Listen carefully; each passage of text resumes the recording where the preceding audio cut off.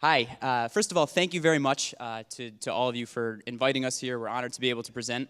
My name is Dave Rader. This is Kurt Zwald and Tulio Landin from the Tuck School, and we're looking forward to presenting to you guys what we found on this case. So first we're going to walk through what the key question was, what we were trying to solve for, and I'm going to take care of that and go through our sort of general recommendation on what we think will be most effective for the NFL teams. Then Kurt's going to take us through some of the research that we did, some of the findings that some outside groups have already put together that we kind of worked off of.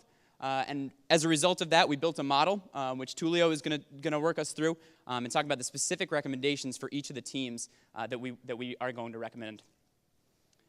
So first off, the problem that we're facing today. So as was mentioned earlier, we're looking to figure out what is the right number of tickets and what is the right prices for all those tickets at these four NFL teams that we're talking about today. So we're going to go through that in just a moment, and I'm going to talk first about what our actual recommendation is. We want to get to that right off the bat. So we look at this as an opportunity to do two things. It's kind of a two-step process. The first step being to make sure that we've got the right combination of seats within the stadiums. So in places like Los Angeles, right now we've got 100% allocation for seat capacity for the general admissions tickets, but then things like the suites and the club seats are actually going underutilized. They've been at about 75% for the last few years. So we think that that's a problem, and that there's ways that we can reallocate the seats so that we better fill to the capacity.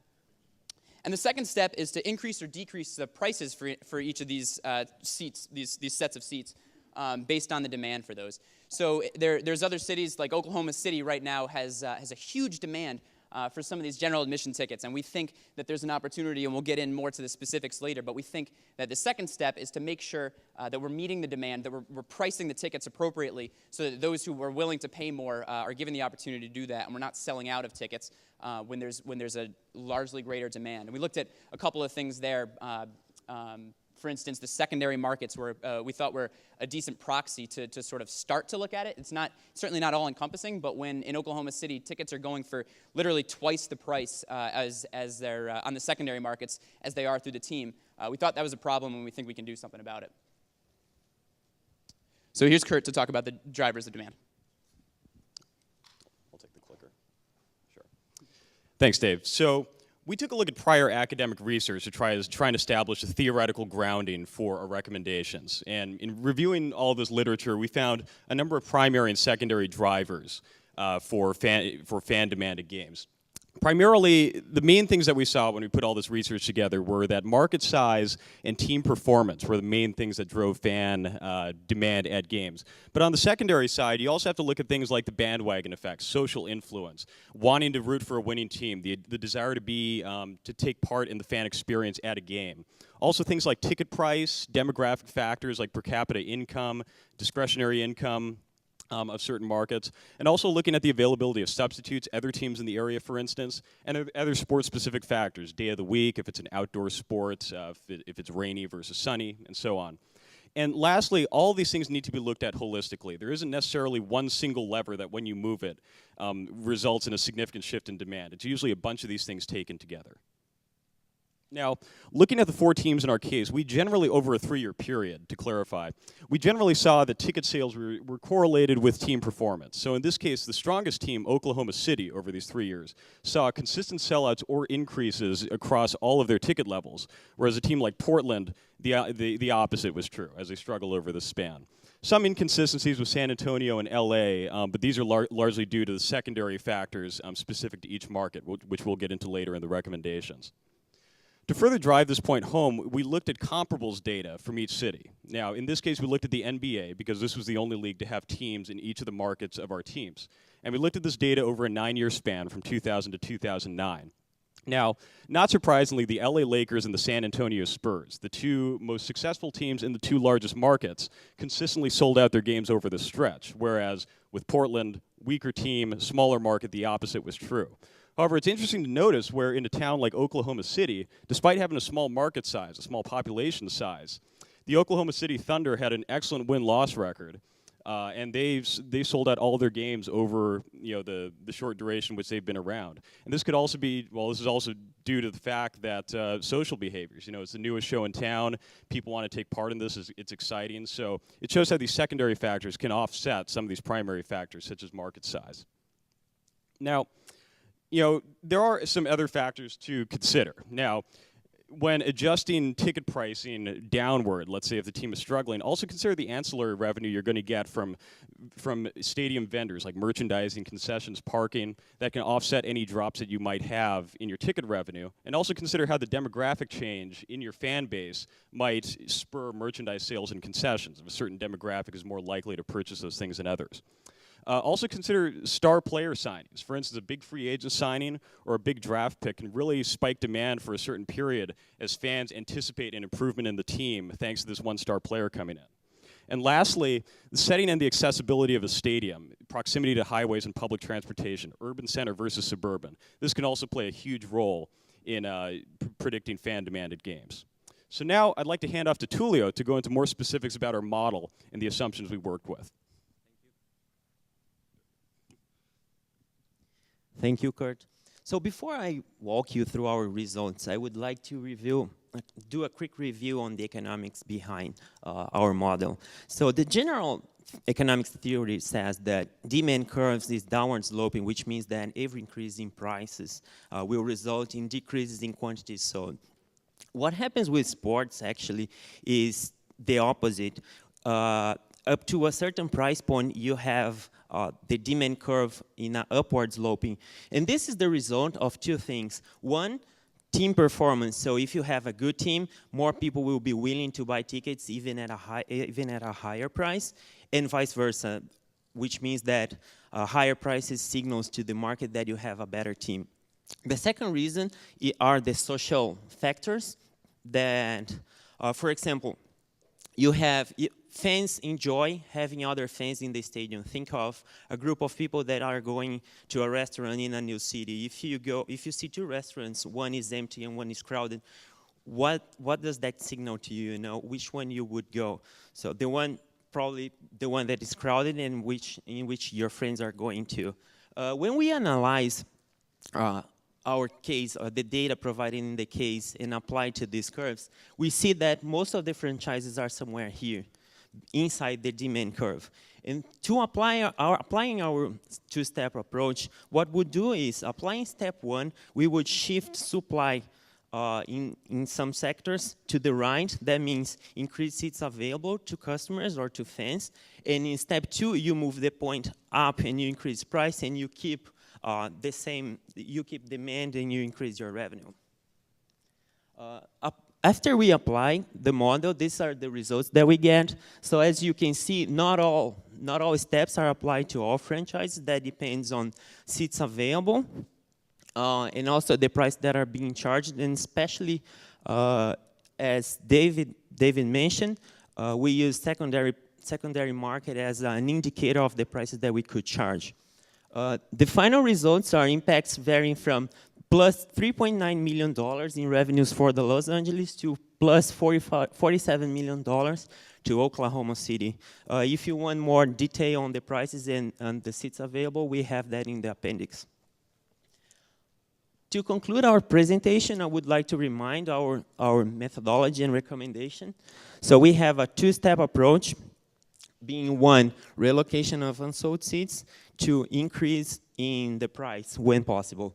And this depends on the economic trends in each of the cities and the team performance. And we also must keep in mind that other factors may generate additional revenue, such as hiring a star player or the location of the stadium or the existence of vendors. I open for questions now. Thank you very much.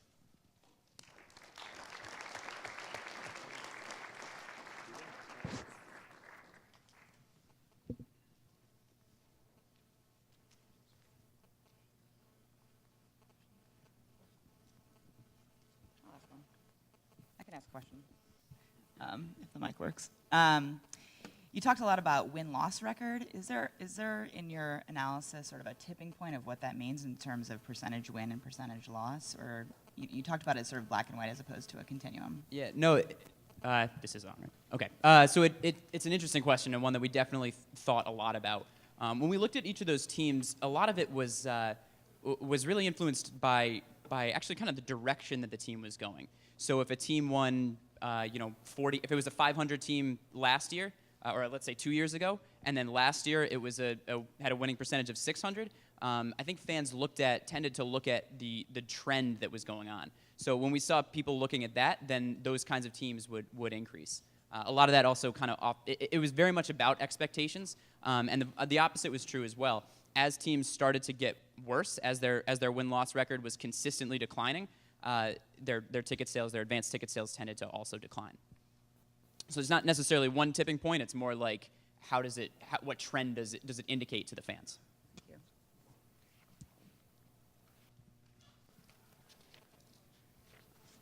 Hey guys, talk to me a little bit about why you think the demand curve is upwardly sloping. I understand the idea that if you have a better team, they're going to be charging higher ticket prices than a poor team. But for any given team, holding everything else constant, why would you have increase in demand by raising prices? Yeah, it's more for the social factors and the signaling effect that it gives. So, for instance, if a team is giving away $1 tickets, sure, that's going to clear a certain part of the market. But at the same time, given fans as a whole, which largely we were looking at in this case, average numbers, a $1 ticket signals that, it's probably not that scarce a product. It's a pretty easy ticket to get, whereas a more premium price ticket indicates that, you get what you pay for, essentially. So a higher price ticket shows that the team is better, that there's probably a more positive fan experience at the stadium, and thus all of these things taken together helps to justify the higher price and thus raise demand. So again, similar to Tulio's restaurant analogy, given the restaurant with 2 people in it versus the line out the door, even if that latter one is more expensive, you still have that inclination to go there because of all these social factors coming into play. This is the cool place to be. It must be good because these other people are doing it, and so on. Yeah. And a lot of times, just to add on to that, a lot of times the price ends up being sort of the result a little bit. It's not necessarily you raise the price and the demand is, and it's going to, all 3 things are kind of happening at the same time between the demand itself, the price, and the quantity. And a lot of times, as the price goes up, it's sort of matching the increased demand from those better, more higher expectations for the teams and that kind of thing. Hi. So in your step 2 of your analysis, hello, secondary market data. Excuse.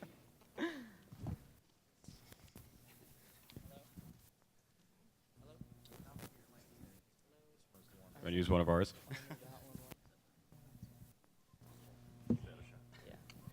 You said that you use the secondary market data as a proxy for maximum prices.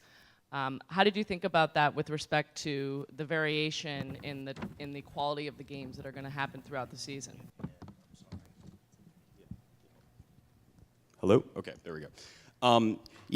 For us, it was probably less of a true proxy versus an indicator. So obviously with the secondary market, there's a whole slew of other things that come into play, such as seating location, perhaps there's more secondary market activity for bigger games. The audience you have in the secondary market might be different than your general fan base. So the secondary market we felt was more of an indication as far as whether prices needed to be raised or lowered. Now, just because the secondary market markup was 100% doesn't mean that we want to raise our prices that equivalent amount. We want to be able to adjust statistically for all these other externalities or all these other factors that come into play. So it was less of a specific proxy and a specific number to adjust.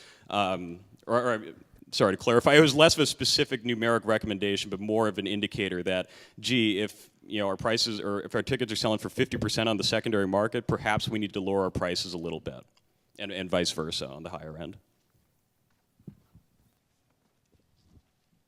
You guys talked about reallocating premium seats to general admission, which it's a decision a lot of our teams are looking at today.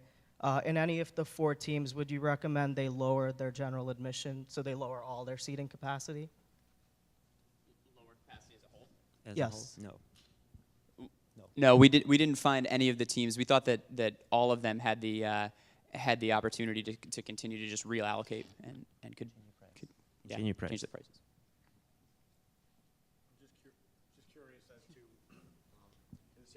Sharks example, in the San Antonio Sharks example, what led you to thinking that there was such a huge opportunity on the premium side in club seats and in the suites?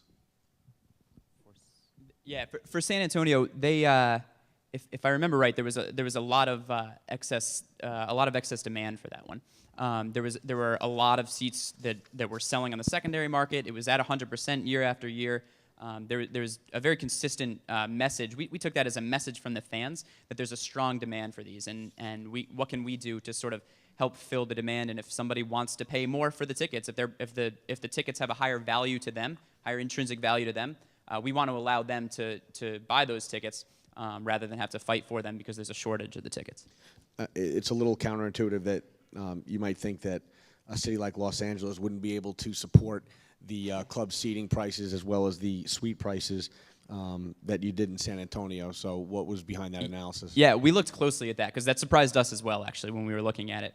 And what we found was it's so related to the team itself. And we were shocked when we looked at the total market size. Like you said, San Antonio is like 1 million and Los Angeles is something like 12 million. And so we assumed, and it's also, you expect it to be a wealthier area.